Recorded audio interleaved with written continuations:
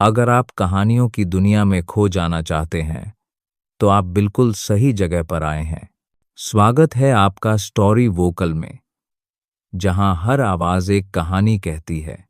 यहां मिलेंगी आपको रहस्यमयी रोमांचक कहानियां, जोश से भरी थ्रिलर सीरीज और ऐसे पात्र जो आपकी यादों में बस जाएंगे।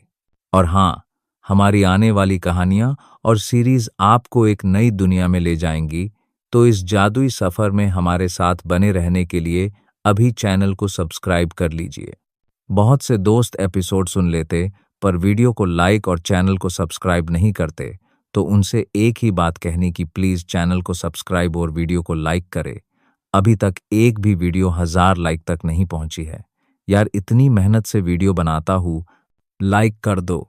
और कहानी से जुड़ी हर exclusive update, behind the scene और प्री रिलीज एपिसोड्स के लिए जुड़िए हमारे टेलीग्राम चैनल से, लिंक डिस्क्रिप्शन में है। जैसा कि हम सुन रहे हैं हमारे पहले सुपर योद्धा ध्रुव शौर्य की कहानी। यह कहानी है ध्रुव शौर्य की, जो शक्तिदेव बनने के बाद अपने जीवन की अगली यात्रा पर निकलता है। दोस्तों, हम इस सीरीज का नाम रख रहे हैं ध्रुव शौर्य की कहानी। तो चलिए दोस्तों, बिना देर किए उस पारदर्शी भ्रामक मानव आकृति ने ध्रुव की नजरों को पूरी तरह से अनदेखा कर दिया, मानो वह ध्रुव को अनदेखा कर रहा हो। उसकी नजरें सामने घोरस को घूर रही थीं। वह काफी देर तक चुप रहा, यहां तक कि वर्तमान ध्रुव भी घोरस की ताकत से अनजान था। वह बस इतना ही अनुमान लगा सकता था कि घोरस की असली ताकत मूल सम्राट रैंक के किसी योद्धा से कम नहीं थी। इससे ध्रुव थोड़ा और साहसी हो गया। हालांकि घोरस अपना कर्तव्य निभाएगा और ध्रुव की ओर से हस्तक्षेप नहीं करेगा। ध्रुव अपने दिल में साफ जानता था कि अगर मामला जिंदगी और मौत का हो, तो घोरस इसे ही चुपचाप खड़ा रहकर कुछ नहीं करेगा। अरे, तुम अंततः स्वयं बाहर आने को तैयार हो। घोरस ने अपना मुंह खोला और सामने खड़ी उस भ्रामक मानव आकृति को देखकर मुस्कुराया। उसने अपनी बाहें छाती पर रखीं और धीरे से हंसा। यह देखकर मानव आकृति के चेहरे पर गंभीर भाव आ गए। उसे घोरस के सामने एक अदृश्य दबाव का एहसास हुआ। उस तरह का दबाव जानबूझकर नहीं था, बल्कि यह एक पूर्ण योद्धा के पास मौजूद आभा थी। इस आभा में किसी की भी शक्ति कहीं से भी दब सकती थी। जहां तक उसकी बात है, एक आत्मिक शरीर के रूप में उसने जो दबाव महसूस किया, वह मानो पर्वत के दबाव जैसा था। घोरस ने अपनी भौहें उठाईं जब उन्हें उस भ्रामक मानव आकृति की बेचैनी का एहसास हुआ। उनके मन में एक विचार आया और उनके आस पास का अदृश्य आभा मंडल चुपचाप गायब हो गया। इस क्षण घोरस बिल्कुल एक साधारण वृद्ध व्यक्ति की तरह दिखाई दिए। उनमें जरा भी उतार चढ़ाव महसूस नहीं हो रहा था। उस धुंधली मानव आकृति ने उसी क्षण होश संभाला जब उसके आस पास का आभामंडल गायब हो गया। घोरस को देखते ही उसका चेहरा सदमे से भर भर गया। घोरस अपनी आभा को नियंत्रित करने और संसार की शक्ति को नियंत्रित करने में सक्षम था। ऐसी शक्ति की तुलना अपने चरम पर भी वह नहीं कर सकता था। धुंधली मानव आकृति ने एक बार फिर अपने हृदय में आह भरी। घोरस की अपार शक्ति से वह क्षण भर के लिए स्तब्ध रह गया। फिर उसने उसे दबा दिया। फिर उसने धीरे से अपना मुंह खोला और बोला, यह सही है, मैं खुद ही बाहर आ गया हूं। मैं इतने लंबे समय तक जी चुका हूं कि मैं मरना नहीं चाहता। घोरस मुस्कुराया। उसने ध्रुव के चेहरे पर आए अजीब भाव को नजरअंदाज किया और मुंह खोलकर हौंस पड़ा। क्या तुम अपना परिचय नहीं दोगे? मैं शिहान हूं, 1000 साल पहले का व्यक्ति। क्या मैं जान सकता हूं कि क्या इस युवा पीढ़ी ने मेरे बारे में सुना है? शिहान की नजरें ध्रुव पर टिकी थीं, जो धीरे से अपना मुंह खोलकर बोल रहा था। ध्रुव ने कोई वादा नहीं किया था। उसने अपना मुंह सिकोड़ लिया। वह मूल मार्शल दुनिया का कोई व्यक्ति नहीं था। वह इस बूढ़े को कैसे जानता होगा? शियान ने भी ध्रुव के चेहरे पर यह भाव देखकर एक उदास मुस्कान बिखेरी। हालांकि उसने कुछ नहीं कहा। एक मर चुका इंसान 1000 साल बाद की युवा पीढ़ी को कैसे पता चल सकता है? यह वाकई हास्यास्पद था। घोरस ने बेरुखी से मुस्कुराते हुए कहा, चिंता मत करो। फिर उन्होंने कहा, तुम्हारे और नदी देवता की दिव्य कड़ाही के बीच का संबंध अभी तक नहीं टूटा है। घोरस के शब्द सुनते ही शिहान के हाव भाव बदल गए। हालांकि एक पल की खामोशी के बाद उसने आह भरी और बोलने के लिए मुंह खोला। यह देर सवेर टूट जाएगा। हालांकि यह आज टूटेगा या नहीं, यह आप पर निर्भर करेगा। यह सुनकर घोरस की भौहें तन गईं। शिहान को घूरते हुए उसकी बूढ़ी आंखें सिकुड़ गईं।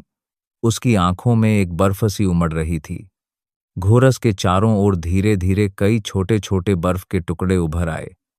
हड्डियां जमा देने वाली सफेद सीत, दिव्य रोशनी की शक्ति भी सक्रिय हो गई थी। यह दृश्य देखकर शिहान के चेहरे के भाव तुरंत बदल गए। उन बारीक बर्फ के टुकड़ों ने उसे एक खतरनाक एहसास कराया। यदि आप मेरी नदी देवता की दिव्य कड़ाही चाहते हैं, तो आपको एक मामले को सुलझाने में मेरी मदद करनी होगी। इस बार घोरस के आस पास की जमीन बर्फ से ढकी हुई थी। उसका भी यही मूड था। शिहान ने उसकी बात अनसुनी कर दी। इसके बजाय वह अपनी बात जारी रखते हुए सामान्य भाव में लौट आया। किसी को मारने में मेरी मदद करो, अन्यथा यह नदी देवता की दिव्य कड़ाही धूल के ढेर में बदल जाएगी, भले ही मुझे अपनी जान जोखिम में डालनी पड़े। क्या तुम मुझे धमकी दे रहे हो? चुभती हुई ठंडी बर्फ तीखे टुकड़ों में बदल गई जो शिहान के चारों ओर तैरने लगे। घोरस के एक विचार मात्र से शिहान अगले ही पल मर जाएगा। यह कोई धमकी नहीं है। आप इसे धमकी के रूप में देख सकते हैं। हालांकि वह दिल से बेहद घबराया हुआ था, फिर भी शिहान ने अडिग रवैया बनाए रखा और धीरे से बोलने के लिए अपना मुंह खोला। जैसे ही उसने कहा, बर्फ का टुकड़ा उसके शरीर से बस कुछ इंच की दूरी पर था। उसे यह भी महसूस हो रहा था कि इस पल उसकी बची हुई आत्मा का वह कण भी मानो जमने ही वाला था। घोरस की आंखें बर्फ की तरह ठंडी थीं जब उसने दृढ़ निश्चयी शियान को देखा। उसने गहरी सांस ली और धीरे से अपना सिर घुमाकर ध्रुव की ओर देखा। यह देखकर ध्रुव के चेहरे पर एक अजीब सा भाव उभर आया। उन्हें जैन माथे सेड गैन के देखकर ध्रुव के चेहरे पर एक अजीब सा भाव उभर आया। दोनों के बीच की बातचीत हमेशा से अस्पष्ट रही थी। वह कैसे भी सुनता, वह बस मोटे तौर पर ही समझ पाता था। इस समय उसे बस इतना ही पता था कि अगर उसे नदी देवता की दिव्य कड़ाही हासिल करनी है, तो उसे इस बूढ़े की मदद करनी होगी, जो मरेगा नहीं, किसी को मार डालेगा। उफ, बड़ों, क्या आप पहले मुझे बता सकते हैं कि मैं इस नदी देवता की दिव्य कड़ाही को कैसे हासिल कर सकता हूं? ध्रुव के मुंह का कोना फड़क उठा। उसने डरते डरते इन दो दुश्मन बूढ़ों को देखा और अजीब तरह से मुस्कुराया। उस व्यक्ति को मारने में उसकी मदद करो जिसने उसे घायल किया है। फिर वह नदी देवता की दिव्य कड़ाही से अपना संबंध तोड़ने की पहल करेगा। नदी देवता की दिव्य कड़ाही स्वाभाविक रूप से तुम्हारी होगी। घोरस की बात सुनते ही ध्रुव तुरंत समझ गया। नदी देवता की दिव्य कड़ाही पाने के लिए उसे एक योद्धा को मारना होगा, जो कम से कम एक मूल परिवर्तन रैंक योद्धा तो हो ही। इस बात को तो छोड़ ही दीजिए कि उसके पास ऐसे व्यक्ति को मारने की ताकत भी नहीं थी। चाहकर भी उसके लिए ऐसे व्यक्ति से मिलना नामुमकिन था। शियान एक बार फिर मुस्कुराया, मानो उसने ध्रुव के दिल की बेचैनी भांप ली हो। उसने मुंह खोला और कहा, मुझे उसे ढूंढने के लिए तुम्हारी जरूरत नहीं है। मुझे बस इतना चाहिए कि जब तुम उससे मिलो तो मेरा बदला लो। मैं अभी तुम्हें नदी देवता की दिव्य कड़ाही सौंप सकता हूं। हालांकि शर्त यह है कि तुम्हें 9 दिव्य बिजली की शपथ लेनी होगी। मैं जो देख रहा हूं उसके अनुसार इसकी कोई आवश्यकता नहीं है। शिहान की आवाज सुनाई देने से पहले ही घोरस का शरीर एक प्रचंड दिव्य रोशनी से जल उठा। घनी सफेद रोशनी घोरस के शरीर के चारों ओर किसी आत्मा की तरह नाच रही थी। यह शिहान के चेहरे के भाव तुरंत बदल गए जब उसने घोरस के शरीर पर घनी सफेद रोशनी देखी। अपने अनुभव के आधार पर वह स्वाभाविक रूप से जानता था कि यह रोशनी क्या है। सफेद सीत, दिव्य रोशनी। तुम दिव्य रोशनी की आत्मा हो। शियान की आंखें घोरस को देखते ही चौड़ी हो गईं। उसकी आंखें सदमे से भर गईं।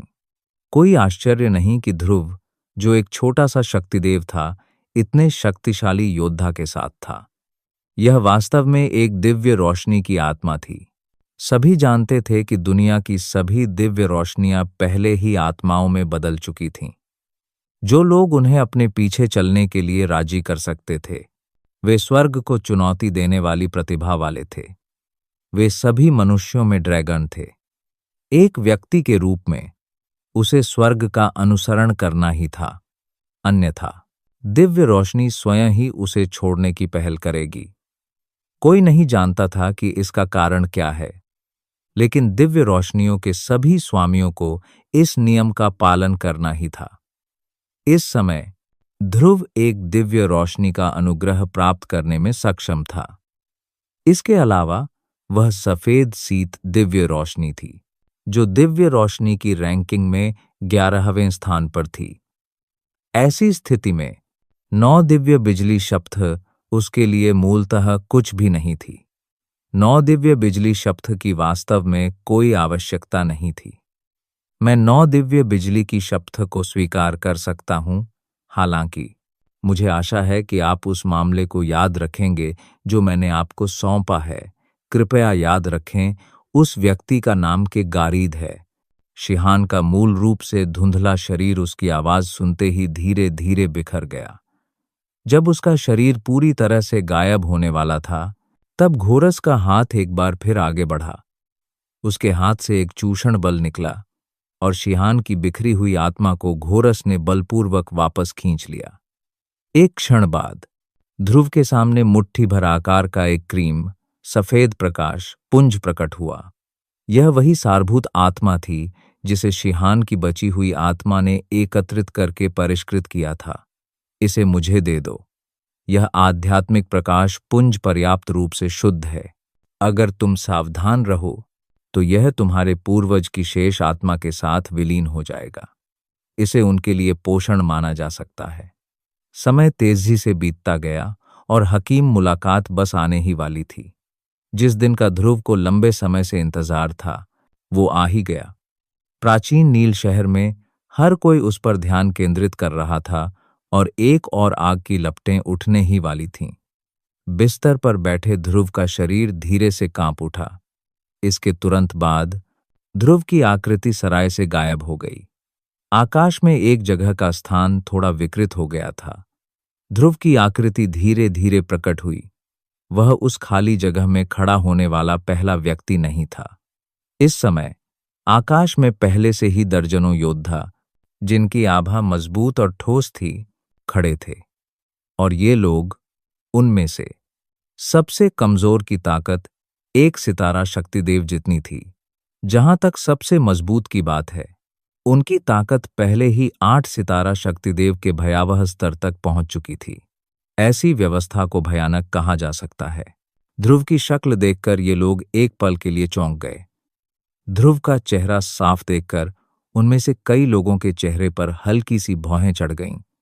इतना नादान बच्चा आसमान में खड़े होने की हिम्मत कैसे कर सकता है? क्या उसने सचमुच सोचा था कि कोई इस स्तर पर ऐसा कर सकता है? हालांकि अगले ही पल सभी के हाव भाव एक बार फिर बदल गए जब उन्होंने ध्रुव के शरीर पर एक अस्पष्ट आभा देखी। ध्रुव की आभा उनमें से कुछ प्रमुख योद्धाओं से जरा भी कमजोर नहीं थी। यह व्यक्ति, जो युवा पीढ़ी का सदस्य प्रतीत होता था, वास्तव में एक शक्तिशाली शक्तिदेव था। जबकि हर कोई ध्रुव की ताकत से हैरान था, एक आकृति अचानक आकाश में फैल गई और ध्रुव के सामने आ गई। उस व्यक्ति के पहुंचने से पहले ही एक जोरदार आवाज चारों ओर फैल चुकी थी, जिससे पूरा स्थान कांप उठा। हाँ, भाई ध्रुव, हमें आखिरी बार मिले हुए अभी कुछ ही दिन हुए हैं। आपके शरीर की आभा और भी ज्यादा शक्तिशाली हो गई है। हाँ हाँ, ये शब्द कहते ही आकाश में खड़े शक्तिदेव योद्धाओं को तुरंत समझ आ गया। कोई आश्चर्य नहीं कि इस व्यक्ति में इतनी कम उम्र में इतनी शक्तिशाली शक्ति थी। वह वास्तव में ध्रुव था, जो प्राचीन नील शहर का सबसे प्रसिद्ध व्यक्ति था। इस वजह से ध्रुव को देखने वाली हर किसी की निगाहों में एक अतिरिक्त प्रशंसा भरी नजर आ रही थी। कुछ लोगों की आंखों में तो ध्रुव के करीब आने की पहल करते हुए एक चमक भी थी। हाल ही में ध्रुव की शक्तिदेव रैंक की ताकत उसकी प्रसिद्धि का मुख्य कारण नहीं थी, बल्कि उसकी अद्वितीय और उत्कृष्ट गोलियां बनाने की क्षमता ने सभी को चौंका दिया था। इतनी कम उम्र में न केवल उसकी ताकत शक्तिदेव दायरे तक पहुंच गई थी, बल्कि उसका हकीम कौशल भी उसके पूर्ववर्तियों से आगे निकल गया था, जो सेकंड ग्रेड हकीम के दायरे तक पहुंच गई थी। यह जान लेना चाहिए कि सेकंड ग्रेड का हकीम ऐसा होता था जिससे उनके 8 सितारा शक्तिदेव सम्राट भी बेहद ईर्ष्या करते थे। सेकंड ग्रेड के हकीम द्वारा बनाई गई गोलियां शक्तिदेव रैंक से नीचे के सभी लोगों की नज़र में दुनिया की सर्वश्रेष्ठ मानी जा सकती थीं। शक्ति बढ़ाने में इनसे अनगिनत लाभ होते थे। इस समय एक सेकंड ग्रेड हकीम की असली ताकत भी देखी जा सकती है। ध्रुव ने जब कनूज को अपनी ओर आते देखा तो वह बेबाकी से मुस्कुराया।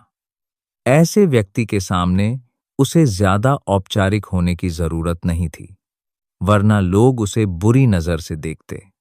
भाई कनूज, हमारी पिछली मुलाकात को कुछ दिन हो गए हैं। क्या आप महान हकीम मुलाकात में जा रहे हैं? यह सुनकर कनूज एक बार फिर मुस्कुराया। वह हंसा और बोला, बिल्कुल, इस बार महान हकीम मुलाकात बहुत ही जीवंत है।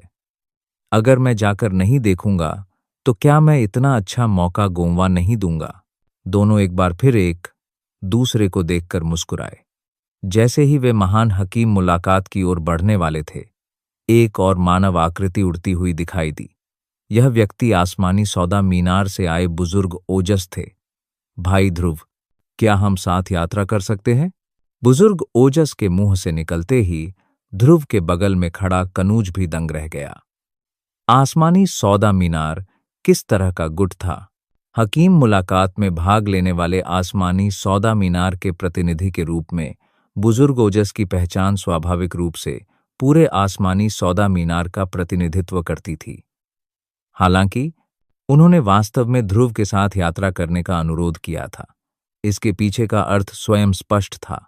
बूढ़े ओजस के अचानक कहे शब्दों से ध्रुव भी एक पल के लिए स्तब्ध रह गया। उसने तुरंत प्रतिक्रिया दी, मुस्कुराया और सिर हिलाकर धीरे से बोलने के लिए अपना मुंह खोला। उन्होंने धीरे से कहा, बुजुर्ग ओजस के साथ यात्रा करना स्वाभाविक रूप से मेरे लिए सम्मान की बात है। बुजुर्ग ओजस ने बिना किसी प्रतिबद्धता के मुस्कुराया। वे तीनों चल पड़े। उनके पैर खाली हवा में थे और वे मुलाकात स्थल की ओर उड़ चले। उन तीनों के गायब हो जाने के बाद आकाश में मौजूद विभिन्न शक्तिदेव रैंक के योद्धा अंततः होश में आए। उन्होंने उस दिशा में देखा जहां ध्रुव का समूह गायब हो गया था और काफी देर तक चुप रहे। कुछ ही देर बाद ध्रुव का समूह एक विशाल चौक पर पहुंच गया। यह चौक ध्रुव द्वारा देखा गया अब तक का सबसे बड़ा चौक कहा जा सकता था। इसमें इतने ज्यादा लोग समा सकते थे कि अगर प्राचीन नील शहर के सभी लोग भी इस पर खड़े हो जाएं, तो भी इसे भरना मुश्किल होगा। इससे अंदाजा लगाया जा सकता है कि यह चौक कितना विशाल होगा। सबसे अलग बात यह थी कि यह चौक दरअसल अंतहीन शून्य में स्थित था। ध्रुव ने ऐसा दृश्य पहली बार देखा था। छोटे दोस्त ध्रुव, भाई ओजस, भाई कनूज, चूंकि आप तीनों यहां हैं, कृपया अपनी सीटें ले लें। जब वे तीनों खाली जगह वाले चौक पर उतरे तो अध्यक्ष गुलशन ने पहले ही ध्रुव के आगमन को देख लिया था। उसने हाथ जोड़कर दूर से ही मुस्कुराते हुए ध्रुव के समूह का अभिवादन किया। यह देखकर वे तीनों जरा भी संकोची नहीं हुए। वे गुलशन के पीछे पीछे एक मंच पर पहुंचे। प्राचीन नील शहर में नंबर 1 गुट होने के नाते आसमानी सौदा मीनार को स्वाभाविक रूप से निर्णायक मंडल में एक सीट मिलनी चाहिए थी। कनूज की ताकत भी साधारण नहीं थी। हालांकि उसकी सीट बुजुर्ग ओजस जितनी अच्छी नहीं थी, फिर भी वह एक अच्छी सीट थी। सिर्फ ध्रुव को सीट नहीं मिली, हालांकि उसके पास कई चालें थीं। आखिरकार वह प्राचीन नील शहर का एक नया मेहमान था और उसे सीट नहीं मिली। भाई ध्रुव को इस बूढ़े आदमी के साथ आना चाहिए। भाई ध्रुव की ताकत से निर्णायक मंडल में आपके लिए एक सीट होनी चाहिए। वे दोनों भी वहां हैं। अपनी बात खत्म करते हुए गुलशन की आवाज में थोड़ी सी चेतावनी थी। फिर भी ध्रुव ने फिर भी सिर हिलाया और मुस्कुराया। चूंकि उसके लिए पहले से ही एक सीट मौजूद थी, इसलिए स्वाभाविक रूप से विनम्रता दिखाने की कोई जरूरत नहीं थी। भले ही राजन और मुकेश भी मौजूद थे, क्या यह हो सकता है कि वह डर गया था? सबके अपनी अपनी जगह पर बैठने के बाद ध्रुव ने देखा कि बुजुर्ग ओजस उसके पास ही बैठे थे। उसकी आंखें अनायास ही सिकुड़ गईं जब उसने चंद्रू की तरफ देखा, जो बगल में बैठा था। उसके मन में एक विचार कौन था। यह सीट शायद गुलशन ने जानबूझकर रखी थी। क्या यह हमारे हकीम एसोसिएशन का नया सेकंड ग्रेड का हकीम नहीं है, छोटा भाई ध्रुव? क्यों? उच्च श्रेणी के हकीमों की थोड़ी सतही समझ होने के बाद भी तुम अपना कौशल दिखाने से खुद को नहीं रोक पा रहे हो? इस बूढ़े आदमी ने जो देखा है, उसके अनुसार तुम्हें वापस जाकर कुछ और साल प्रशिक्षण लेना चाहिए। अरे, तुमने तो शक्तिदेव रैंक की गोली भी नहीं देखी और तुम उसे परिष्कृत करना चाहते हो। तुम सचमुच कल्पना में डूबे हुए हो। बोलने वाला व्यक्ति स्वाभाविक रूप से हकीम एसोसिएशन का प्रमुख हकीम राजन था। उसकी बातों से पता चलता था कि उसके मन में ध्रुव के प्रति काफी गहरा पूर्वाग्रह था। अरे, क्या तुमने शक्तिदेव रैंक की गोलियां नहीं देखीं? फिर भी तुम अभी भी युवा पीढ़ी के सामने दिखावा करने की कोशिश कर रहे हो। वह स्वाभाविक रूप से सीखने का इतना अच्छा अवसर हाथ से नहीं जाने देगा। दूसरी ओर, एक बार जब यह बूढ़ा आदमी गोली को परिष्कृत कर लेगा, तो मैं तुम्हें इसे देखने की अनुमति दे सकता हूं। अन्यथा तुम जीवन भर कुएं के तल पर मेंढक बनकर रह जाओगे। राजन के शब्द अभी सुनाई ही दिए थे कि एक और ठंडी आवाज तेजी से सुनाई दी। ध्रुव को इस व्यक्ति को देखने की भी जरूरत नहीं थी, यह जानने के लिए कि यह व्यक्ति निश्चित रूप से आरोही शहर का सेकंड ग्रेड का हकीम मुकेश ही था। मुकेश के शब्द सुनाई देने के बाद राजन बोलने ही वाला था कि तभी चौक के बीच से एक घंटी की झंकार धीरे धीरे आकाश में गूंज उठी। वह खाली चौक में गूंजती रही और बहुत देर तक गायब नहीं हुई। काफी देर बाद हकीम एसोसिएशन के अध्यक्ष गुलशन चौक के बीचों बीच खड़े हुए। उनके हाथ पीठ के पीछे थे और उनकी नजर पूरे चौक पर थी। इसके तुरंत बाद गुलशन के मुंह से एक जोरदार और शक्तिशाली आवाज धीरे धीरे निकली। मैं घोषणा करता हूं कि महान हकीम मुलाकात शुरू हो गई है।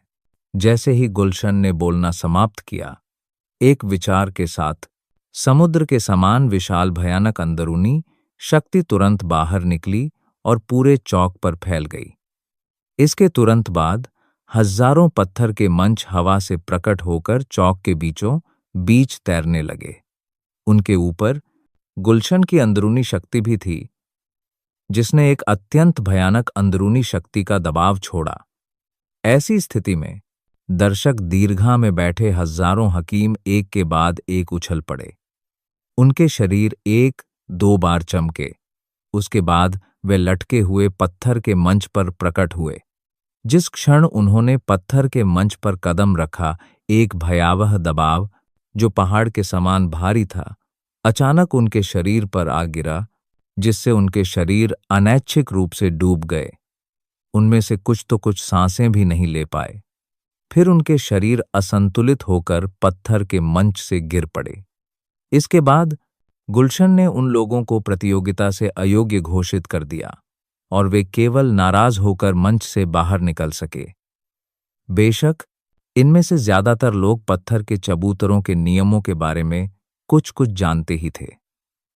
जैसे ही अंदरूनी शक्ति के दबाव का हमला हुआ, एक अदृश्य अंदरूनी शक्ति तुरंत सभी की भौहों के बीच से निकल आई और उस भयानक अंदरूनी शक्ति दबाव का प्रतिरोध करने की पूरी कोशिश की। साथ ही उनके पैर जरा भी आराम करने की हिम्मत नहीं कर रहे थे। ये पत्थर के मंच हवा में लटके हुए थे, लेकिन इसका मतलब यह नहीं था कि वे पूरी तरह स्थिर थे। दोनों ताकतों के प्रतिरोध के कारण कई पत्थर के मंच पहले ही झुकने लगे थे।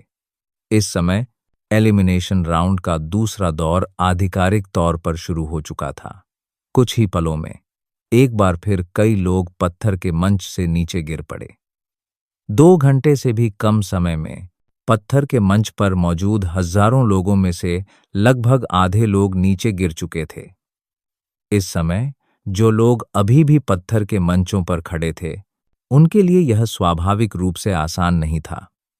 हालांकि वे अपने पैरों के नीचे पत्थर के मंच को बमुश्किल स्थिर कर पा रहे थे, फिर भी कई लोग ऐसे थे जिनके पत्थर के मंच हिल रहे थे।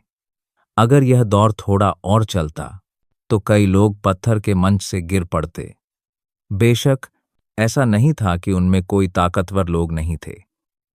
उनमें से 10 से कम रैंक 9 के हकीम नहीं थे जो अत्याचारी अंदरूनी शक्ति का दबाव के सामने गर्व से खड़े थे। यह स्पष्ट था कि अंदरूनी शक्ति का दबाव अपनी सीमा तक नहीं पहुंचा था। इसी वजह से गुलशन, जो सबको देख रहा था, के चेहरे पर एक संतुष्टि भरी मुस्कान आ गई। मंच पर बैठे ध्रुव भी चौक के दृश्य को देखकर चकित रह गया। यह तरीका दरअसल लड़ाई को जल्दी खत्म करने के लिए था। गुलशन की अंदरूनी शक्ति को देखते हुए अगर यह सचमुच फट जाए तो ये रैंक 8 और रैंक 9 के हकीम इसके झटके को झेल नहीं पाएंगे। हालांकि इस समय गुलशन का यह तरीका एलिमिनेशन राउंड पूरा करने का सबसे तेज तरीका था। इन 2 एलिमिनेशन राउंड के खत्म होने के बाद असली लड़ाई का समय आ गया था। आखिरकार जो हकीम अपनी गोली बनाने की कला में सबसे कुशल थे। जब दूसरे राउंड का समय खत्म हुआ तो गुलशन का अंदरूनी शक्ति का दबाव, जो पूरे खाली जगह में फैल गया था, बाढ़ के पानी की तरह तुरंत हट गया और कुछ कहने की जरूरत नहीं थी। गोली बनाने का तीसरा राउंड आधिकारिक तौर पर शुरू हो गया था। वर्तमान ध्रुव और बाकियों की नज़र में रैंक 8 और रैंक 9 के हकीमों के बीच की प्रतियोगिता बच्चों के खेलने कूदने जैसी थी। देखने लायक कुछ भी नहीं था। इसलिए गोलियां बनाना शुरू होने के बाद देखने के मंच पर मौजूद ध्रुव ऊब के कारण पहले ही सो गया था। अगर गुलशन और बाकी लोग उसके पास नहीं थे तो संभावना थी कि वह पहले ही मुड़कर चला गया होता। पलक झपकते ही 8 घंटे चुपचाप बीत चुके थे। दर्शक दीर्घा में मौजूद हर व्यक्ति के चेहरे पर ऊब के भाव थे।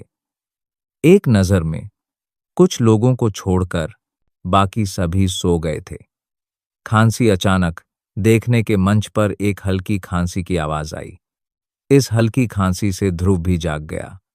हाँ, बूढ़े भाई राजन, देखो यह जगह कितनी उबाऊ है। हम दोनों इतने सालों से नहीं मिले हैं। अब यह बूढ़ा हम दोनों के बीच की ताकत के बारे में बहुत उत्सुक है। क्यों ना हम कोई खेल खेलें? बोलने वाला व्यक्ति आरोही शहर का मुकेश था। इस समय मुकेश के चेहरे पर एक अजीब सी मुस्कान थी जब उसने राजन को देखा। वह हाथ में चाय के कप से खेल रहा था और बोलते हुए मुस्कुरा रहा था। हम दोनों के बीच बात करने के लिए क्या है? अगर आप मेरी असली ताकत जानना चाहते हैं तो मुकाबले तक प्रतीक्षा करें। राजन ने मुकेश की बातें सुनी तो उसकी ठंडी सिसकारी निकल गई। उसका चेहरा ठंडा था। उसने आंखों के कोने से मुकेश को देखा। मुकेश को इस बात से जरा भी हैरानी नहीं हुई। उसके मुंह के कोनों पर एक ठंडी मुस्कान उभर आई। उसने नजरें उठाकर राजन को तिरस्कार से देखा और उपहास किया। क्यों बूढ़े भाई राजन, तुम इस बूढ़े आदमी से मुकाबला करने की हिम्मत नहीं करते? मुझे लगता है कि ऐसा नहीं है कि तुम अपनी ताकत दिखाना नहीं चाहते, बल्कि बात यह है कि तुम में इस बूढ़े आदमी से मुकाबला करने की क्षमता नहीं है। इतने सालों बाद भी तुम्हारी गोलियां बनाने की कला अभी भी स्थिर है। मुकेश, तुम मौत को दावत दे रहे हो। मुकेश के उत्तेजक शब्दों ने राजन के दिल में गुस्से की आग भड़का दी। उसका मुरझाया हुआ हाथ पत्थर की कुर्सी के आर्मरेस्ट से टकराया। राजन के उठते ही पत्थर के टुकड़े बाहर निकल आए। एक ठंडी खर्राट के साथ राजन के शरीर में शक्तिशाली शक्ति तुरंत उभर आई। एक सितारा शक्तिदेव की भयावह आभा एक पल में बाहर निकली और बेरहमी से मुकेश की ओर टूट पड़ी। अरे क्यों? क्या तुम अब भी इस बूढ़े आदमी से लड़ना चाहते हो? क्या तुम्हें लगता है कि मैं तुमसे डरता हूं? मुकेश ने यह देखकर एक बार फिर ठंडी हंसी निकाली। उसके मन में एक विचार आया और उसके शरीर के भीतर से एक अत्यंत भयावह आभा निकली। वह राजन की आभा से हिंसक रूप से टकराई। टकराना। एक धमाके के साथ दर्शक दीर्घा में बैठे योद्धाओं के चेहरे तेजी से पीछे हट गए। गुलशन का चेहरा उन दोनों को देखते हुए उदास हो गया। आखिरकार उसने कुछ नहीं कहा। दूसरी ओर राजन का चेहरा मुकेश को देखते हुए गंभीर था। इतने सालों बाद भी उसकी ताकत एक सितारा शक्तिदेव के स्तर पर ही रही थी। उसके लिए अब और आगे बढ़ना नामुमकिन था। लेकिन इस समय जब उसने मुकेश की ताकत देखी तो उसे एहसास हुआ कि वह पहले ही 3 सितारा शक्तिदेव के स्तर पर पहुंच चुका है।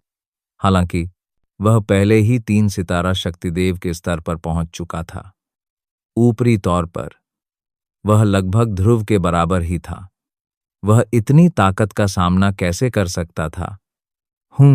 भले ही इस बूढ़े आदमी की ताकत तुमसे कम है, लेकिन अंदरूनी शक्ति की बात करें तो यह बूढ़ा आदमी कभी किसी से नहीं डरता। यह सुनकर मुकेश की आंखों में चमक आ गई। वह ठंडी हंसी और बोला, ओह, क्या ऐसा है? चूंकि तुम्हें पूरा विश्वास है कि तुम्हारी अंदरूनी शक्ति मेरी शक्ति से कम नहीं होगी, तो हम दोनों ही अंततः हकीम हैं। तो चलो आज कुछ मजा करते हैं। यह हकीम से जुड़ी एक बात है। मुकेश ने अपने शब्द सुनकर धीरे से अपना हाथ उठाया। सोचते ही मुकेश की हथेली में हरी नीली रोशनी का एक समूह फुफकार की आवाज के साथ प्रकट हुआ। ध्रुव भी इस रोशनी की ओर आकर्षित हुआ और उसने अपनी नजरें इधर उधर घुमाईं। संयोग से उनकी नजरें एक दूसरे से मुकेश से टकरा गईं। मुकेश एक बार फिर हंसा। उनके मुंह के कोनों पर व्यंग्य और भी गहरा हो गया जब उन्होंने धीरे से अपना मुंह खोला और कहा, भाई ध्रुव हमारे साथ क्यों नहीं आते? ध्रुव ने अपनी भौहें उठाईं। मुकेश की ओर देखते हुए उसकी आंखें सिकुड़ गईं। अंत में वह धीरे से हंसा और आलस से जवाब देने के लिए मुंह खोला, मुझे इसमें दिलचस्पी नहीं है। इस समय मुकेश स्पष्ट रूप से उन दोनों की असली ताकत जानना चाहता था। वह ध्रुव को लड़ने का मौका कैसे आसानी से छोड़ सकता था। हम दोनों के साथ तो बोरिंग है।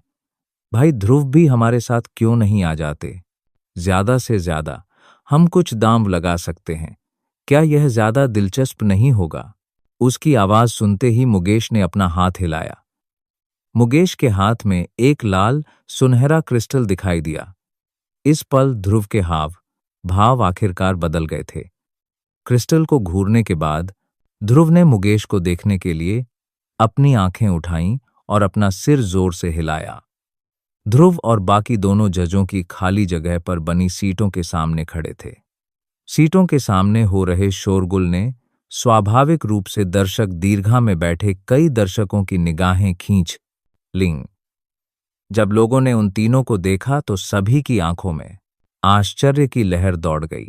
राजन की पहचान बताने की कोई जरूरत नहीं थी। वहां मौजूद लाखों लोग भी उससे बेहद परिचित थे। आरोही शहर के मुख्य हकीम होने के नाते मुकेश स्वाभाविक रूप से उनके दिल में उनके बारे में 1-2 बातें जानते थे। हालांकि ध्रुव ने अभी सेकंड ग्रेड का हकीम बनने की योग्यता प्राप्त की थी। सभी की नज़र में ध्रुव महज एक अर्ध सेकंड ग्रेड का हकीम था। हालांकि उसके पास कुछ आधार था, फिर भी वह मुकेश और राजन के साथ कैसे खड़ा हो सकता था? इस घटना ने सभी को ध्रुव पर उंगली उठाने पर मजबूर कर दिया। वह तो बस एक आदमी है जिसने अभी अभी सेकंड ग्रेड हकीम बनने की योग्यता प्राप्त की है। अगर उसके पास थोड़ी ताकत भी है तो वह वास्तव में राजन और मुकेश को सार्वजनिक रूप से भड़काने की हिम्मत करता है।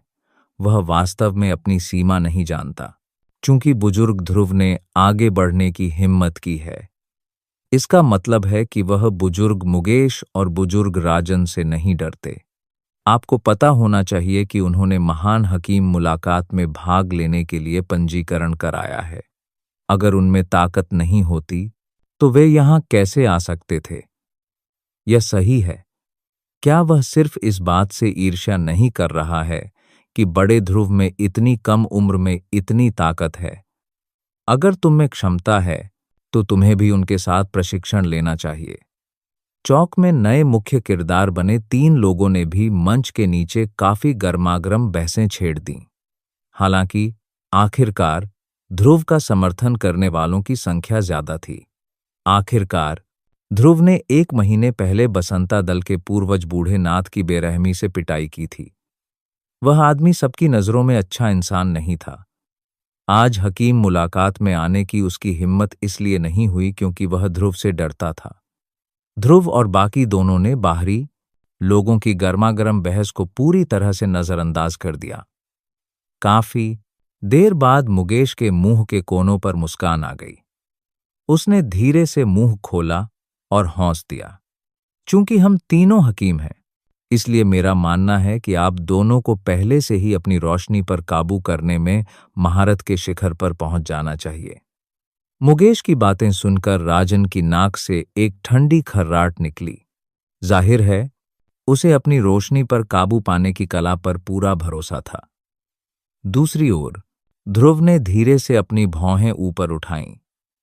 उसने अचानक मुकेश की तरफ देखा, लेकिन कोई ठोस जवाब नहीं दिया। मुकेश के मुंह के कोनों पर फिर से मुस्कुराहट आ गई। अंदरूनी शक्ति के मामले में हम तीनों के बीच का अंतर ज्यादा नहीं है। अगर हम अंदरूनी शक्ति से मुकाबला करें तो अच्छा परिणाम पाना मुश्किल हो सकता है। इसलिए हम अपनी रोशनी से लड़ेंगे। इसे एक तेज लड़ाई भी कहा जा सकता है। आप क्या सोचते हैं?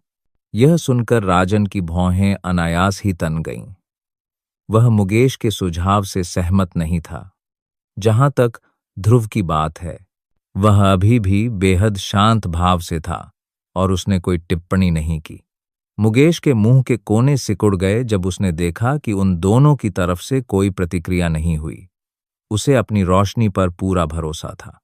कम से कम राजन की रोशनी की तुलना तो उससे नहीं की जा सकती थी। जहां तक ध्रुव की बात है, उसकी राय में भले ही ध्रुव भी सेकंड ग्रेड का हकीम था और उसकी ताकत भी उसके जैसी ही थी, फिर भी वह एक बच्चा था जो अभी पहाड़ों से आया था। उसके पास किस तरह की खास रोशनी कैसे हो सकती है? जैसे ही यह विचार मुकेश के मन में कौंधा, उसके शरीर के भंवर में एक बेहद दबंग स्याही के रंग की रोशनी एक सांप में बदल गई। मुकेश के शरीर में सख्ती रास्तों से गुजरते हुए वह तुरंत उसकी हथेली से बाहर निकल आई। वह सांप हवा के विपरीत तेजी से बढ़ा और कुछ 1000 फीट लंबे एक विशालकाय अजगर में बदल गया। वह 1,00,000 फीट से ऊपर खाली जगह में एक विस्मयकारी आभा के साथ कुंडली मारे बैठा था। जैसे ही सांप प्रकट हुआ, पत्थर के मंच पर पालथी मारकर बैठे और गोलियां शुद्ध कर रहे कई प्रतिभागियों की कड़ाहियों से एक धीमी पॉप ध्वनि निकली। जाहिर है जो औषधीय गोलियां आधी भी नहीं हुई थीं, वे मुकेश के अचानक प्रकट होने से नष्ट हो गईं। इस समय अध्यक्ष गुलशन अब और शांत नहीं बैठ सकते थे।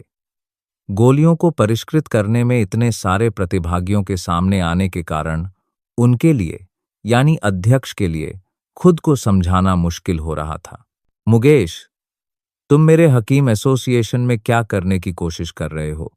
यह महान हकीम मुलाकात है। यह ऐसी जगह नहीं है जहां तुम अपनी मर्जी से परेशानी खड़ी कर सको। गुलशन के गुस्से भरे चेहरे को देखकर मुकेश की हंसी फूट पड़ी। उसने अपना मुंह खोला और हौंस पड़ा। अध्यक्ष गुलशन, क्या ऐसा हो सकता है कि आपने इसे देखा ही न हो? ऐसे बहुत से लोग हैं जो अभी भी गोली बना रहे हैं। वे लोग असफल हुए और गोलियां नष्ट कर दीं। इसका कारण यह था कि गोलियां बनाते समय उनका ध्यान ठीक से नहीं था। मेरे इस कदम से आपके हकीम एसोसिएशन को कई कुलीन लोगों को चुनने में मदद मिली है। अगर आप मुझे धन्यवाद नहीं देते, बल्कि मुझे ही दोषी ठहराते हैं, तो कोई बात नहीं। हाँ हाँ, अध्यक्ष साहब, भाई मुकेश की बातें बेवजह नहीं हैं। हमारा हकीम एसोसिएशन कोई आश्रय स्थल नहीं है। कोई भी अपनी मर्जी से आ जा नहीं सकता। इस बार, इससे पहले कि गुलशन कुछ कह पाता, राजन के मुंह के कोनों पर एक उपहासपूर्ण मुस्कान उभर आई और वह व्यंग करने लगा। राजन के मुंह से ये शब्द सुनकर मुकेश की भौहें थोड़ी ऊपर उठ गईं। ऐसा लग रहा था कि राजन और गुलशन का रिश्ता बिल्कुल वैसा ही था जैसा बाहरी दुनिया ने बताया था। वे दुश्मन बनने के कगार पर थे।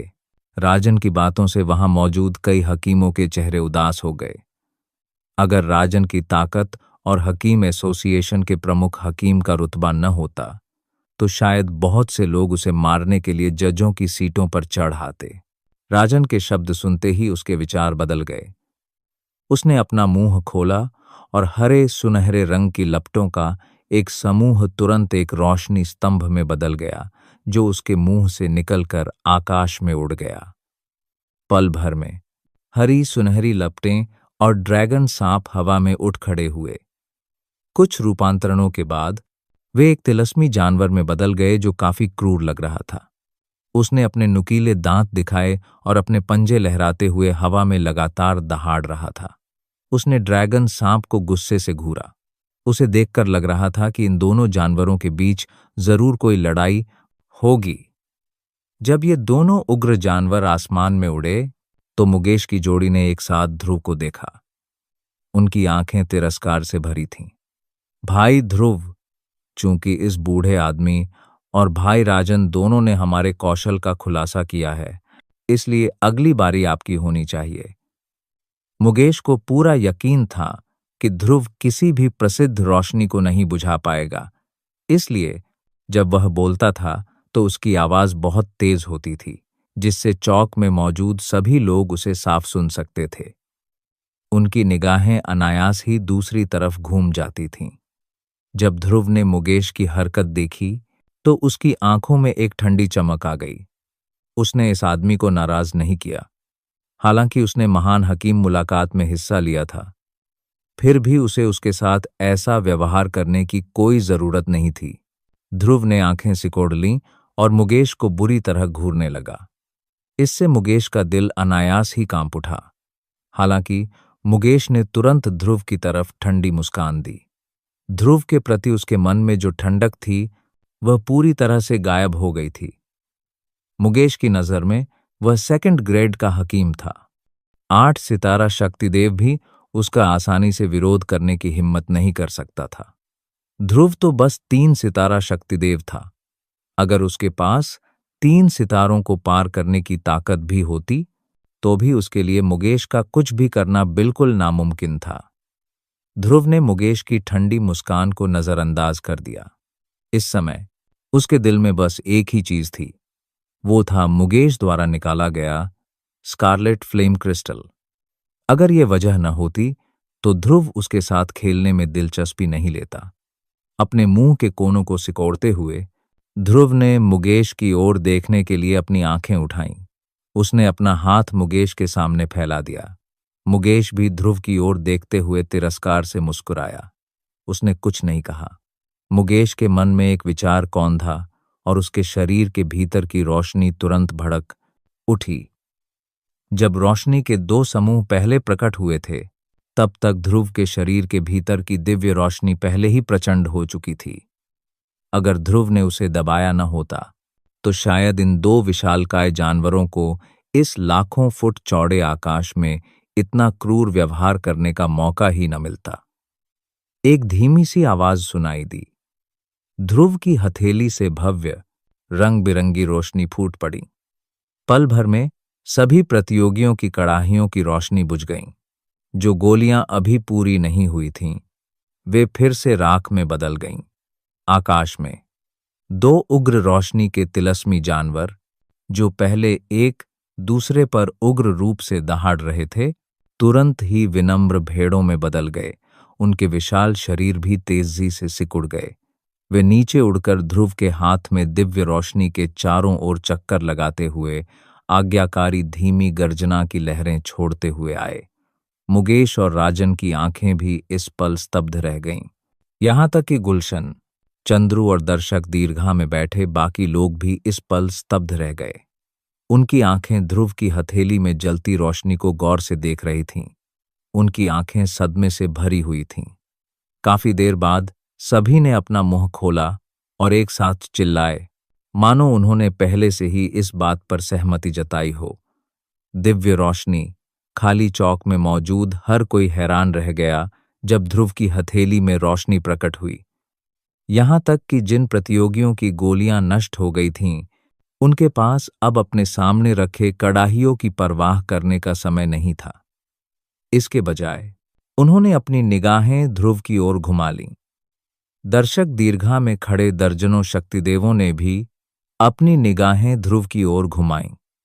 ज्यादा सटीक तौर पर कहें तो वे ध्रुव की हथेली में जलती हुई शानदार रोशनी को देख रहे थे। इन वृद्ध लोगों के अनुभव को देखते हुए वे शायद यह नहीं पहचान पाए कि ध्रुव के हाथ में किस प्रकार की दिव्य रोशनी है, लेकिन वे 100% निश्चित थे कि ध्रुव के हाथ में जो रोशनी है वह निश्चित रूप से इस दुनिया की दिव्य रोशनी है। दिव्य रोशनी की शक्ति अप्रत्याशित थी। अब जब दिव्य रोशनी प्रकट हो गई थी तो सभी रोशनियां उसके आगे झुक जाएंगी। उन तीनों के बीच युद्ध जारी रखने की कोई आवश्यकता नहीं थी। मुकेश अगर ध्रुव से लड़ना भी चाहता तो भी उसके जीतने की कोई संभावना नहीं थी। दिव्य रोशनी के सामने भले ही वह अपनी ताकत से काली रोशनी की शक्ति बढ़ा ले, फिर भी वह ध्रुव का मुकाबला नहीं कर पाता। अगर वह ध्रुव को हराना चाहता तो उसे गोलियों के शुद्धिकरण के समय का इंतजार करना पड़ता। हम्फ! मुकेश की नाक से ठंडी खर्राटें निकलीं और उसने अपनी आस्तीन लहराई। एक विचार के साथ उसने काली रोशनी को, जो भेड़ की तरह शांत हो गई थी, जोर से वापस खींच लिया। फिर वह मुड़ा और अपनी सीट पर वापस आ गया।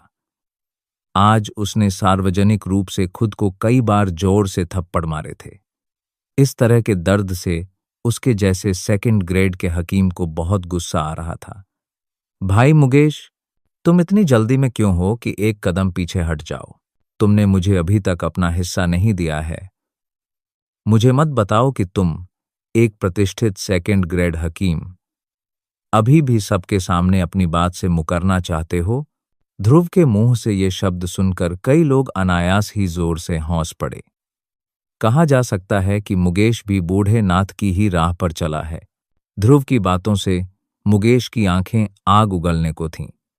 जैसे ही उसने पलटकर देखा, उसका बूढ़ा चेहरा तुरंत विकृत हो गया। उसके दिल में छिपी क्रूरता न जाने कितनी गहरी थी। उसकी आस्तीन के एक झटके से एक तेज हवा की आवाज आई। मुकेश की आस्तीन से अचानक एक लाल, सुनहरी रोशनी निकली। यह एक तेज ब्लेड की तरह थी जो हवा को चीरती हुई बेरहमी से ध्रुव की ओर बढ़ी। यह देखकर ध्रुव के मुंह के कोने पर एक ठंडी मुस्कान उभर आई। उसके दिल में एक विचार, कौंधा और बहती रोशनी के चारों ओर कहीं से एक गोलाकार, चमकदार रोशनी प्रकट हुई और उसे जोर से अपने में समेट लिया। एक ची ध्वनि। यह देखकर मुकेश का दिल ध्रुव के प्रति गुस्से से भर गया। हालांकि अंततः उसका गुस्सा एक ठंडी खर्राटों में बदल गया। उसने अपनी आस्तीन लहराई और वहां से चला गया। ध्रुव के मुंह के कोनों पर भी एक हल्की सी मुस्कान उभर आई। वह स्वाभाविक रूप से स्कारलेट फ्लेम क्रिस्टल को जाने नहीं देगा। पिछला दृश्य तो बस एकारलेट फ्लेम क्रिस्टल को जाने नहीं देगा, धुआंधार था। इस समय स्कारलेट फ्लेम क्रिस्टल पहले ही उस दायरे में गिर चुका था जिसे ध्रुव ने खोला था। मुकेश के जाने के बाद ध्रुव ने लापरवाही से उस छोटे हरे सुनहरे जानवर पर नजर डाली जो अभी भी उसके हाथ में दिव्य रोशनी के चारों ओर चक्कर लगा रहा था। उसने अपना हाथ भींच लिया और उस छोटे जानवर ने फूफकार मारी। कुछ ही देर बाद ध्रुव के हाथ में दिव्य रोशनी ने उसे निगल लिया। उसी समय राजन, जो अभी भी ध्रुव के पास खड़ा था, एकदम से पीला पड़ गया। उसका गला अनायास ही लड़खड़ा गया। जाहिर था कि उसे अंदरूनी चोटें लगी थीं। इस हरे सुनहरे जानवर में उसके सार का 10वां हिस्सा समाया हुआ था। इसी क्षण इसे ध्रुव की दिव्य रोशनी ने निगल लिया। स्वाभाविक रूप से राजन घायल होने से बच नहीं सका। राजन के बूढ़े चेहरे की त्वचा जोर से फड़क उठी जब उसने देखा कि उसका हरा सुनहरा जानवर ध्रुव की दिव्य रोशनी में समा रहा है। उसके मुंह से पीसने जैसी आवाजें निकल रही थीं। अचानक राजन अपने दिल में उठे गुस्से को रोक नहीं सका। उसने अपना हाथ बढ़ाया और गुस्से से ध्रुव की ओर इशारा किया। उसका मुंह गुस्से से भर गया और वह जोर से चिल्लाया, ध्रुव, तुम कम से कम मेरे हकीम एसोसिएशन के नाम मात्र के बुजुर्ग हो। तुमने बिना किसी कारण के मेरी रोशनी को क्यों निगल लिया? जवाब में ध्रुव ने बस यूं ही उसकी तरफ देखा। फिर वह अपनी सीट की तरफ चल दिया। जब वह राजन के पास से गुजरा तो ध्रुव ने मुंह खोला और बेरुखी से बोला, मुकेश हार गए और उन्होंने दाम चुका दिया। मैंने देखा कि आप हिले नहीं और मैंने वह छोटी सी चीज भी देखी। स्वाभाविक रूप से मैंने उसे स्वीकार कर लिया। दुर्भाग्य से यह केवल एक छोटी सी रोशनी है और इससे ज्यादा फायदा नहीं होगा। जब ध्रुव के शब्द निकले तो राजन उसे बर्दाश्त नहीं कर सका। उसके मुंह के कोने से धीरे धीरे ताजा खून की एक धार बह निकली। उसका चेहरा भी तुरंत पीला पड़ गया। जवाब में गुलशन, चंद्रू और मंच पर मौजूद बाकी लोगों ने ऐसे व्यवहार किया जैसे उन्होंने कुछ देखा ही न हो। उन्होंने अपना सिर घुमाकर शून्य वर्ग पर मौजूद प्रतिभागियों की ओर देखा, जो अभी तक सदमे से उबर नहीं पाए थे, और तुरंत उन पर चिल्लाए, क्या तुमने काफी देख लिया? समय में कोई बदलाव नहीं है। गोली को परिष्कृत करना जारी रखो। गुलशन की आवाज सुनते ही चौक का माहौल एकदम पहले जैसा हो गया, मानो जो कुछ पहले हुआ था वो कभी हुआ ही नहीं। सबके विचार भी तेजी से बदल रहे थे। दिन भर की हलचल के बाद अनगिनत दवाइयां धीरे धीरे बह निकलीं। पहले दिन जजों की कुर्सियां आखिरकार खाली हो गईं जब आसमान में अंधेरा छा गया। ध्रुव और बाकियों के लिए पहला दिन बस एक औपचारिकता थी। उच्च स्तरीय हकीम प्रतियोगिता से पहले बचे हुए समय में वे जब तक चाहें जो चाहें कर सकते थे। गुलशन और बाकी जज जाहिर है इतने भाग्यशाली नहीं थे। उन्हें मुलाकात के अंत तक यहीं बैठना पड़ा। बेशक इन शक्तिदेव योद्धाओं के लिए यह पलक झपकते ही हो जाने वाली घटना थी। रात घिर चुकी थी। एक छिपी हुई सराय में एक मेज के सामने 2 आकृतियां बैठी थीं। राजन अपने सामने बैठे मुकेश को एक अप्रिय भाव से देख रहा था। उसकी आंखों में गहरी सतर्कता थी। जाने से पहले मुकेश ने चुपके से उसे एक संदेश भेजा था और उसे यहां मिलने के लिए कहा था। हालांकि राजन को नहीं पता था कि मुकेश उसे क्यों ढूंढ रहा था। राजन आखिरकार यहां इसलिए आया क्योंकि मुकेश ने उससे कहा था कि अगर वह ध्रुव से बदला लेना चाहता है तो उसे आना होगा। भाई राजन सचमुच आ गए हैं। राजन की ओर देखते हुए मुकेश के चेहरे पर एक मधुर मुस्कान थी। उसने चाय का प्याला मेज पर रख दिया और फिर धीरे से मुंह खोलकर हंसने लगा। मुकेश की हरकतें देखकर राजन ने ठंडी सांस ली। उसने अपना शरीर थोड़ा सा बगल की ओर घुमाया और कठोर चेहरे के साथ ठंडी आवाज में बोला, मैं इसलिए आया हूं क्योंकि मैं चाहता हूं कि ध्रुव मर जाए। उसने मेरे चेहरे की परवाह नहीं की और जबरदस्ती मेरी सार रोशनी को निगल लिया। मैं उसे अपनी जान देकर जरूर इसकी कीमत चुकाएगा। मैं उसे बताना चाहता हूं कि जो चीजें मेरी हैं, राजन, वह ऐसी चीजें नहीं हैं जिन्हें कोई पीले बालों वाला बदमाश छू सके। राजन की आवाज सुनते ही उसकी बूढ़ी आंखों में अचानक एक तेज चमक दौड़ गई। उसका गुस्सा भड़क उठा और उसके हाथ में जो चाय उसने अभी तक नहीं पी थी, वह कप के साथ फट गई। राजन की ओर देखते ही मुकेश की आंखें थोड़ी सिकुड़ गईं। कुछ ही देर बाद उसने चुपचाप अपनी नजरें दूसरी ओर घुमा लीं। हालांकि जैसे ही उसने मुड़कर देखा मुकेश की आंखों में एक बेहद धुंधली सी काली चमक चमक उठी। यह अच्छी बात है।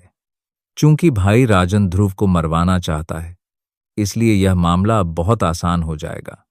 मुझे डर था कि तुम मेरे पुराने काम में बाधा डालोगे, क्योंकि वह तुम्हारे हकीम एसोसिएशन का सदस्य है।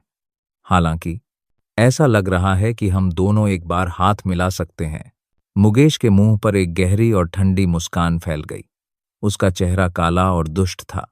उसके हाथ ने धीरे से उसके सामने की जगह को हिलाया और एक नाजुक और खूबसूरत चेहरा कहीं से प्रकट हो गया।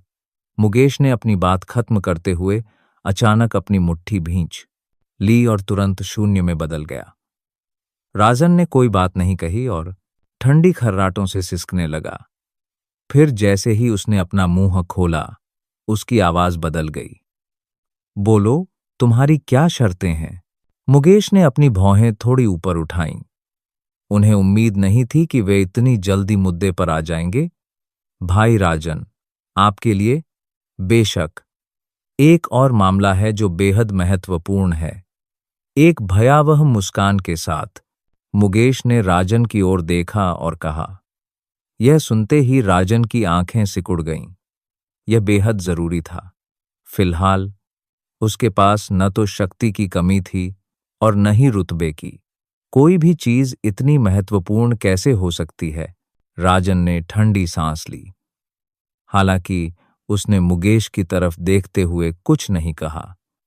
मुकेश को राजन के विचार समझ आ गए थे।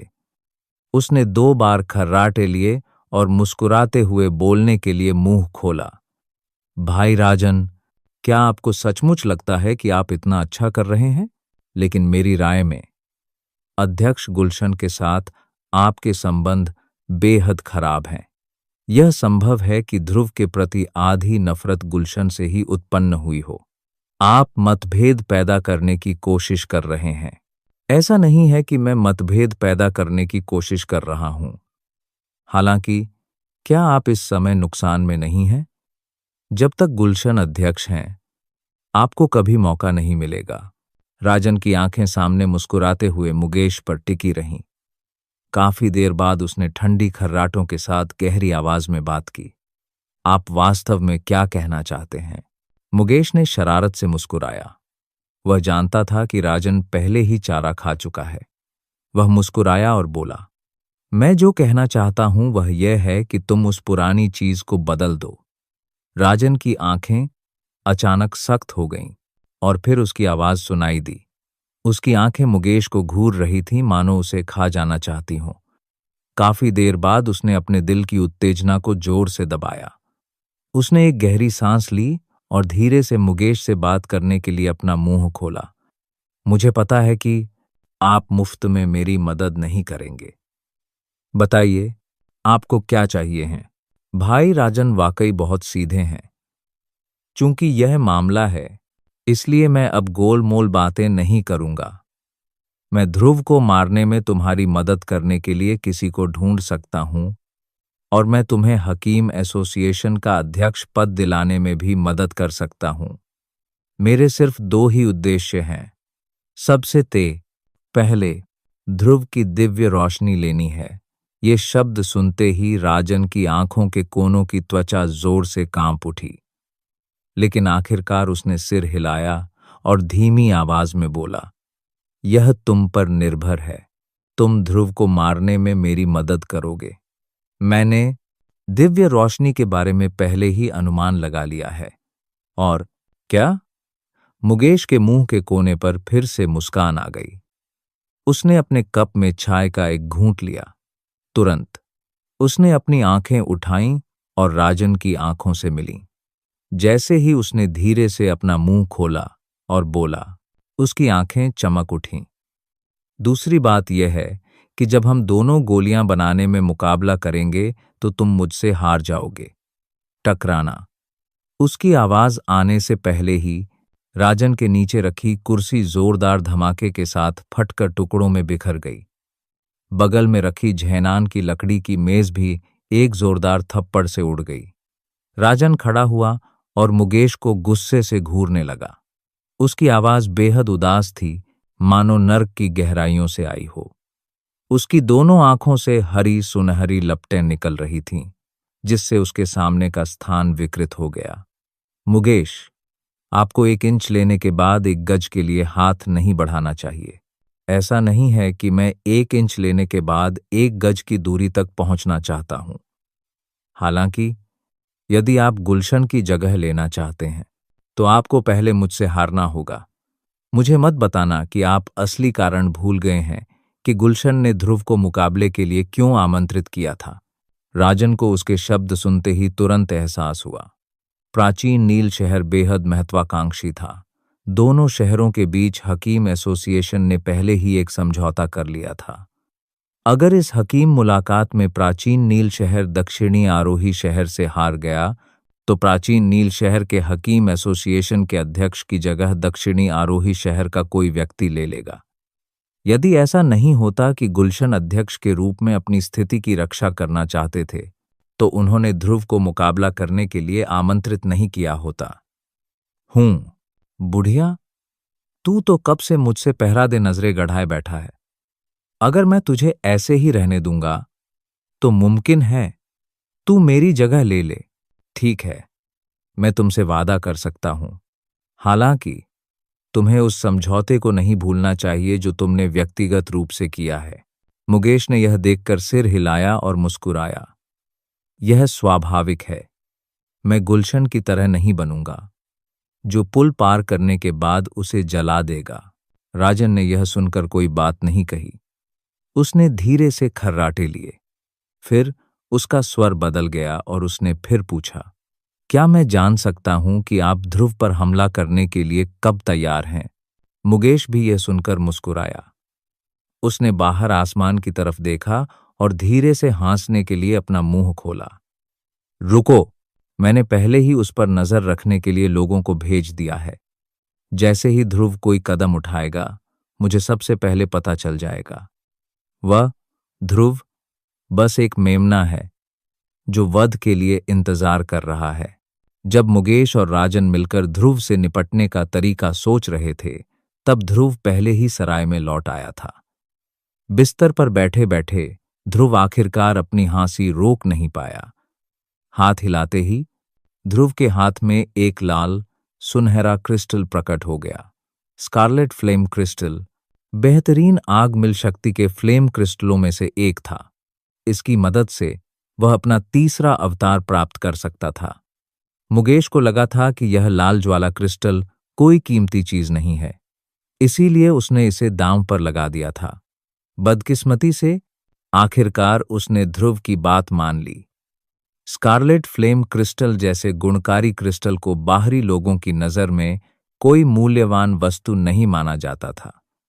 ज्यादा से ज्यादा इसका इस्तेमाल अपनी शक्ति को गाढ़ा करने के लिए किया जा सकता था या अपनी शक्ति को बदलकर उसे मजबूत बनाने के लिए भाग्य पर निर्भर रहा जा सकता था। हालांकि एक उत्परिवर्तित शक्ति आमतौर पर बेहद शक्तिशाली हो जाती है, लेकिन ज्यादातर लोग अपनी शक्ति को परिष्कृत करने के बाद ही उसे अधिक सघन और शुद्ध बना पाते हैं। वे ज्यादा बदलाव नहीं ला पाते। बेशक अगर कोई इतना भाग्यशाली हो कि वह अपनी शक्ति में परिवर्तन कर सके और कुछ विशेष प्रभाव पैदा कर सके, तो यह माना जा सकता है कि उसने बहुत बड़ा लाभ कमाया है। आज हालांकि हर किसी के दृष्टिकोण से भले ही ध्रुव ने यह स्कारलेट फ्लेम क्रिस्टल प्राप्त किया हो, फिर भी यह ध्रुव के खिलाफ बेकार होगा, जिसके शरीर पर एक दिव्य रोशनी थी। यह जान लेना चाहिए कि इस दुनिया में ऐसा कुछ भी नहीं है जो दिव्य रोशनी को बदल सके। यहां तक कि यह स्कारलेट फ्लेम क्रिस्टल, जिसमें कुछ संभावनाएं भी थीं, दिव्य रोशनी की तपिश को सहन नहीं कर पाएगा। हालांकि ध्रुव का लक्ष्य केवल यही नहीं था। खिड़की की ओर बढ़ते हुए ध्रुव ने खाली चौक की ओर देखने के लिए अपनी आंखें उठाईं। जब उसने आसमान की ओर जाती रोशनी देखी तो ध्रुव के मुंह के कोने पर एक अनजानी मुस्कान उभर आई। उसकी आंखों में एक बेहद अस्पष्ट चमक चमक उठी। उसने मुड़कर कनखियों से दरवाजे की ओर देखा, फिर चुपचाप दरवाजे के सामने की ओर चल दिया। अगले ही पल ध्रुव की आंखों से अचानक एक बेहद ठंडी चमक फूट पड़ी। ध्रुव के दिमाग में एक विचार कौंधा और लकड़ी का दरवाजा फटने से पहले एक धमाका हुआ। प्रवेश द्वार पर एक रहस्यमयी संरचना थी जो अभी पूरी तरह से स्थापित नहीं हुई थी। ध्रुव को एक अंधेरे कोने में एक बेहद अस्पष्ट आभा का भी अस्पष्ट सा आभास हुआ। हूं, मात्र 9 सितारा विद्वान ने मेरी नाक के नीचे जाल बिछाने की हिम्मत की। क्या तुम सच में सोचते हो कि मैं मिट्टी का बना हूं? यहां से चले जाओ। अंधेरे को घूरते हुए ध्रुव की आंखों में एक तीखी ठंडी चमक भर गई। अंदर बैठे व्यक्ति ने भी ध्रुव की आंखों को देखा। उसका दिल तुरंत चौंक गया। उसने कभी सोचा भी नहीं था कि ध्रुव आभा छिपाने वाले ताबीज के इस्तेमाल के बावजूद उसे पहचान पाएगा। हालांकि इससे पहले कि वह कुछ और सोच पाता, एक विशाल शक्ति जिसका वह विरोध नहीं कर सका, उसके आस पास कहीं से प्रकट हुई। अगले ही पल उसे यह देखकर सदमा लगा कि उसके शरीर के भीतर मौजूद शक्ति को वास्तव में इस क्षण बलपूर्वक बंद कर दिया गया था। क्या यही एक कुलीन शक्तिदेव की असली ताकत है? एक विद्वान को स्थापित करने के लिए बस एक विचार की ही जरूरत होती है, टकराना। इस प्रचंड बल द्वारा बलपूर्वक खींचा गया शरीर अचानक उस संरचना से टकराया जो अभी पूरी नहीं हुई थी। वह संरचना तुरंत बिखर गई और एक अत्यंत शक्तिशाली आयामीय तरंगे उत्पन्न हुआ। काले कपड़ों में लिपटा मानव आकृति भी इस तरंग से तब तक टकराया जब तक उसने मुंह में ताजा खून का एक बड़ा कौर नहीं उगल दिया। स्पष्ट रूप से वह गंभीर रूप से घायल हो गया था। हालांकि ध्रुव का चेहरा इस सब के सामने ठंडा और उदासीन बना रहा। उसकी दोनों आंखें उस आदमी पर टिकी थीं। उसकी आंखों में एक गहरी आग की चमक कौंधी। फिर उसने धीरे से बोलने के लिए अपना मुंह खोला। क्या मुकेश ने तुम्हें भेजा है? इस संरचना को देखकर लगता है कि यह एक छोटे पैमाने का आयामी रास्ता है। ऐसा लग रहा है कि उस आदमी को डर है कि वह प्राचीन नील शहर में मुझसे निपटने में असमर्थ है। वह आदमी जो बड़ी मुश्किल से अपने शरीर को संभाल रहा था और खड़े होने की कोशिश कर रहा था, ध्रुव की इन बातों से थोड़ा हैरान जरूर हुआ। ध्रुव की आंखों में आग की लपटें देखकर उस आदमी का दिल कांप उठा। उसने जल्दी से बोलने के लिए अपना मुंह खोला। तुम क्या करने की योजना बना रहे हो? मैं तुम्हें बता दूं, भले ही तुम मुझसे ज्यादा ताकतवर हो, तुम्हें मुझे मारना नहीं चाहिए। उसकी आवाज सुनाई देने से पहले ही ध्रुव की आंखों से एक तेज आग की चमक निकल पड़ी। अगले ही पल उस आदमी का शरीर शून्य में बदल गया, यहां तक कि उसकी राख भी नहीं बची। कोलाहलयुक्त उसकी आवाज सुनते ही ध्रुव का शरीर हिल गया और वह तुरंत सराय से बाहर निकल गया। उसके पैर खाली हवा में पड़ गए और वह प्राचीन नील शहर से बाहर उड़ गया। ध्रुव का शरीर रात के अंधेरे में गायब हो जाने के बाद सराय के बाहर किसी और जगह से अचानक एक मानव आकृति प्रकट हुई। वह हवा में तैरती हुई उस दिशा में देखने लगी जहां से ध्रुव निकला था। फिर उसने सराय की ओर देखा और आंखें सिकोड़ लीं। उसके बाद उसका शरीर हिला और वह तेजी से वहां से चला गया। कुछ ही देर बाद वह आदमी मुकेश के सामने आ पहुंचा। उसने घुटने टेके और मुकेश को विस्तार से बताया कि उसने क्या देखा था और अपने मन में क्या अनुमान लगाया था। तुमने क्या कहा? वह विद्वान मर गया है। एक जोरदार धमाके के साथ मुकेश का शरीर निढाल हो गया और वह पीछे कुर्सी पर बैठ गया। उसकी आंखों के कोनों की त्वचा लगातार फड़क रही थी। उसका दिल घबराने लगा। बगल में खड़ा राजन यह नाम सुनते ही दंग रह गया, जो इस प्राचीन नील शहर में गूंजने वाला लग सकता था। उसने तुरंत मुकेश को चौंकते हुए देखा और चीख कर बोला, अरे बूढ़े, तुमने तो ध्रुव पर नजर रखने के लिए एक विद्वान को घसीट लिया था।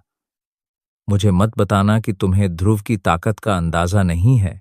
क्या तुम सच में उस आदमी को नाराज करना चाहते हो? यह सुनकर मुकेश ने अपने मुंह के कोने को सिकोड़ लिया।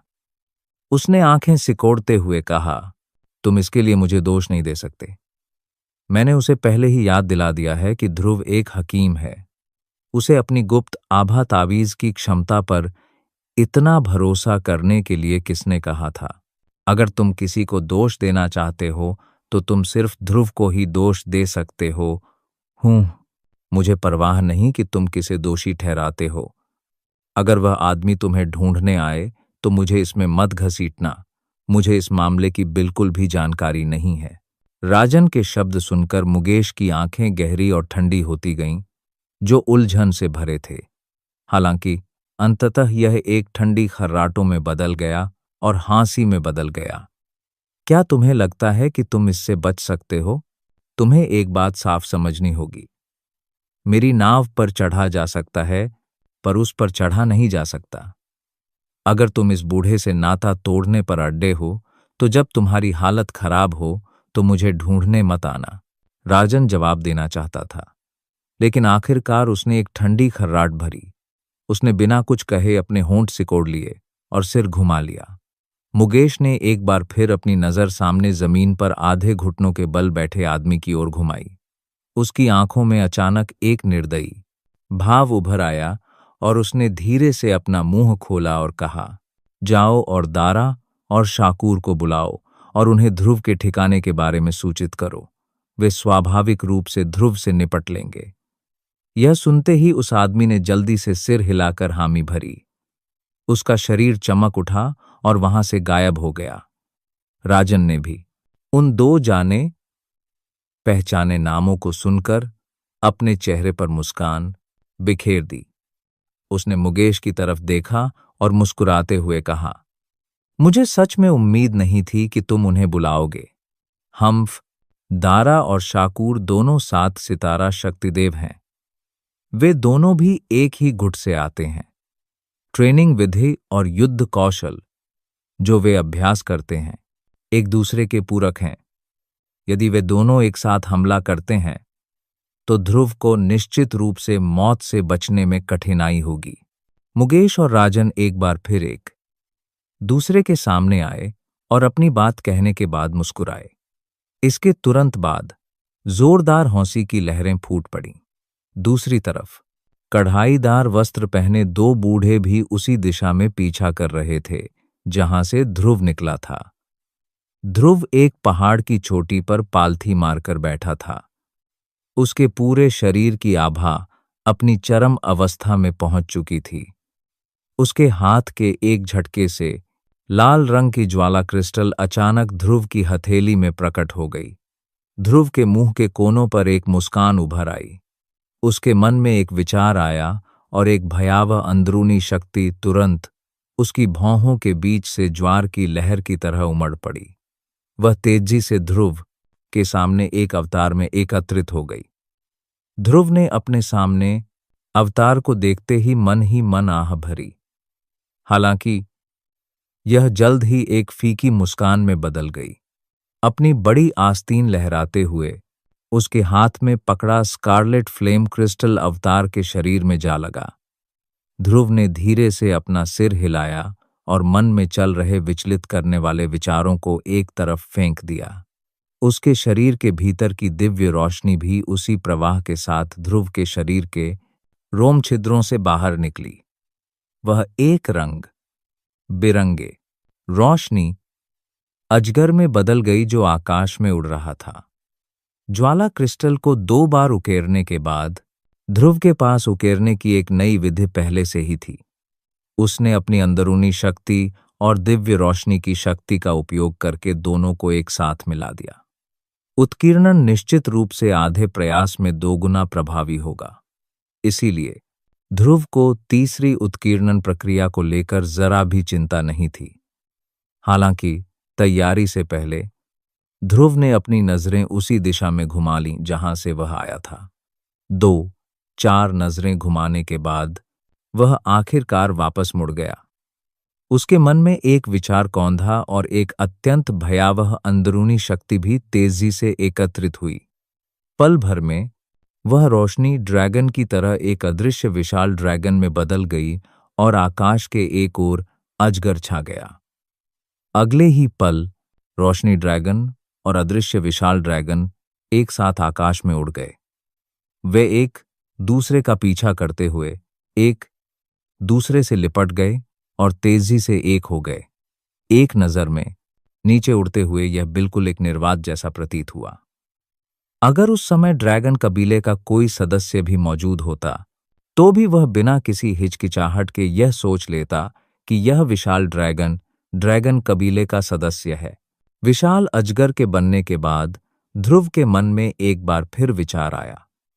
विशाल ड्रैगन ने भी आकाश की ओर एक लंबी दहाड़ लगाई। तुरंत ही वह एक धमाके के साथ आगे बढ़ा और अवतार की ओर तेजी से बढ़ा। देखने से ऐसा लग रहा था मानो वह अवतार को बलपूर्वक चकनाचूर कर देना चाहता हो। उसकी ताकत चौंकाने वाली थी। बजना। तो दोस्तों, यह था ध्रुव रिटर्न का आज का एपिसोड, सिर्फ और सिर्फ आपके अपने चैनल स्टोरी वोकल पर। उम्मीद है कि आपको कहानी अच्छी लगी होगी। अगर वीडियो पसंद आया हो तो लाइक और शेयर जरूर करें और चैनल को सब्सक्राइब करना न भूलें ताकि आपको हर नए एपिसोड की जानकारी तुरंत मिल सके। साथ ही हमारे टेलीग्राम चैनल से जुड़ना मत भूलें। वहां आपको खास अपडेट्स और अगली कहानियों की झलकियां सबसे पहले मिलेंगी। लिंक डिस्क्रिप्शन में दिया हुआ है। कमेंट करके बताइए कि आज के पार्ट का आपका फेवरेट मोमेंट कौन सा रहा। मिलते हैं अगले एपिसोड में। तब तक के लिए धन्यवाद।